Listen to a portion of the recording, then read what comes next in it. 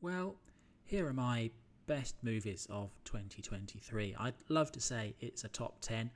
I'm gonna cheat and put that in the video description, but it's not been a great year for movies, and I couldn't find 10 that I actually liked, so there's only 7 that I want to recommend.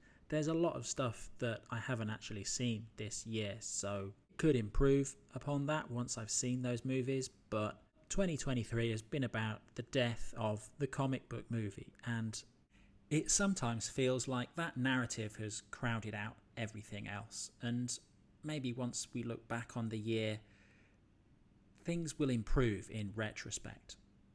I know a lot of people didn't like this, but for me, Oppenheimer was clearly the best movie of the year. It's a grown-up, serious movie. It's contemplative. There's lots to think about. It was 3 hours long, and I didn't want it to end when it did end.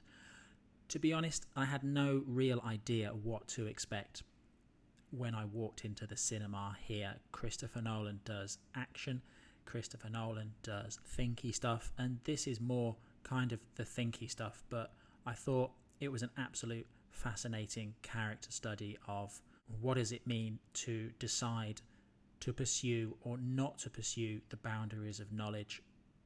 I think looking back on 2023, this is clearly the movie that stands out for me as adding to the canon of cinema. Some people will disagree, that's totally fine.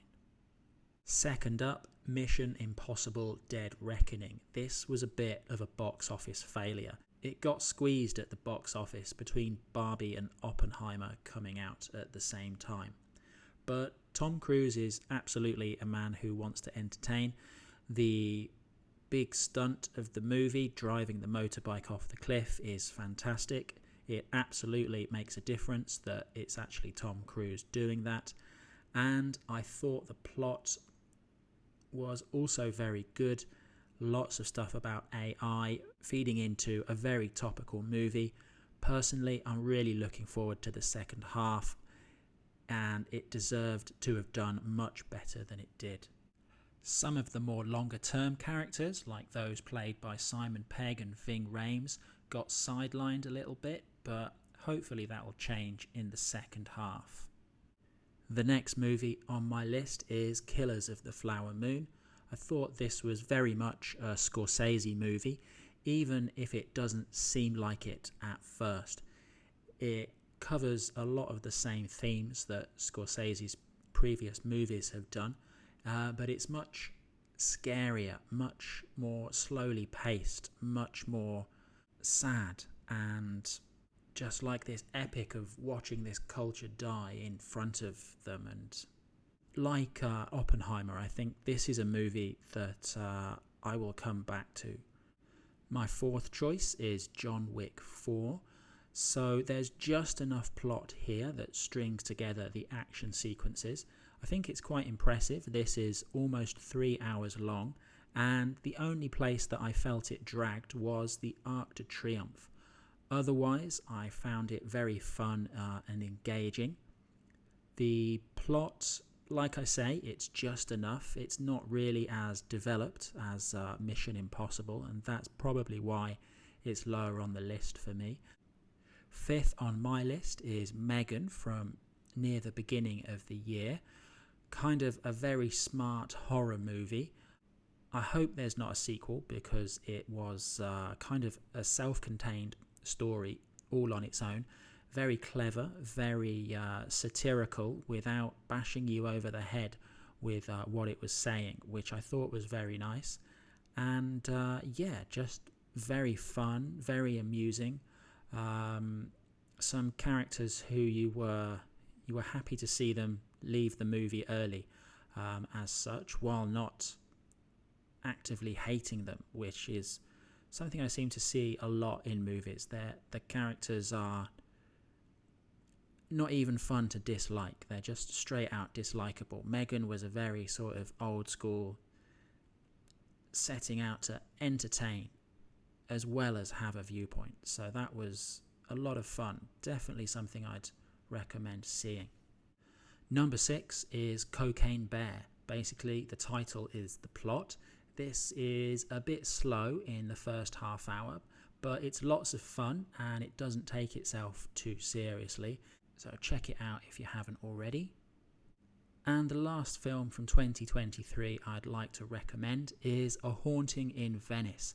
I've never been much of a fan of Hercule Poirot or Agatha Christie in general, because it's such a tightly defined, narrow genre. But I thought that Haunting in Venice used the genre well, turned it into a very tight and efficient thriller horror as well as a standard procedural as well. So this one was an unexpected pleasure, I thought. And that's it. That's all I can really recommend from 2023. There's a lot of stuff that was apparently good that I haven't seen. Guardians of the Galaxy 3, Super Mario Brothers, Across the Spider-Verse, The Boy and the Heron, Godzilla -1. I've heard good things about all of them, but not got around to seeing them yet. There's also other movies that I just couldn't bring myself to see. Barbie, for example. I hear it's good, but I guess I'm not the target market at all. Then there was other franchise stuff that I just couldn't summon any enthusiasm for. Wonka just doesn't look like it has anything to do with the spirit of Roald Dahl.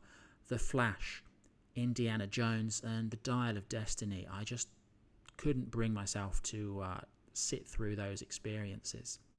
Ant-Man and the Wasp as well. I didn't bother seeing a Marvel movie until The Marvels later on in the year, because the Marvel Cinematic Universe, it's kind of like an old friend who's lost their way, but when they eventually go, you'll go to the funeral and pay their respects, and that's what the Marvels felt like. So that's it. That's all the movies I can recommend for 2023. Let's hope 2024 is better. Thanks for watching.